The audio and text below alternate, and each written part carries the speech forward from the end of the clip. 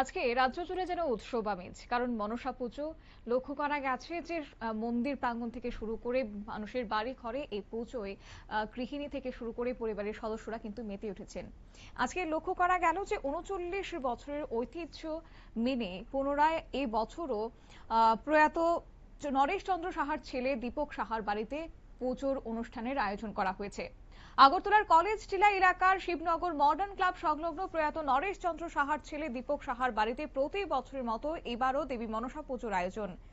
১-২ বছর নয়, টানা ৩৯ বছর ধরে এই বাড়িতে নিষ্ঠা এবং ভক্তির সঙ্গে আরাধনা হচ্ছে দেবী মনসার। প্রজন্মের পর প্রজন্ম ধরে চলে আসা এই পুজো এখন শুধুমাত্র পরিবারের ধর্মীয় আয়োজন নয়, বরং এলাকার মানুষের কাছেও হয়ে উঠেছে একটা পরিচিতি, একটা ঐতিহ্য। কি বললেন এই প্রসঙ্গে পরিবারের সদস্যরা, শুনুন। নমস্কার সবাইকে। আমরা সবাই জানি যে আজ মা মনসা পুজো। প্রতি বছরের নেই, এই বছরও আমরা মা মনসা পুজোর আরাধনার ব্রতী হয়েছি। আমাদের বাড়িতে ৩৯তম পুজো এবার চলছে।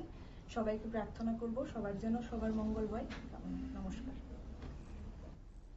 আপনারা শুনলেন, এবং এই মুহূর্তে দেখাবো যে আনন্দ ঘন উৎসবের এবং দেবী মনসা পুজোর কিছু মুহূর্ত।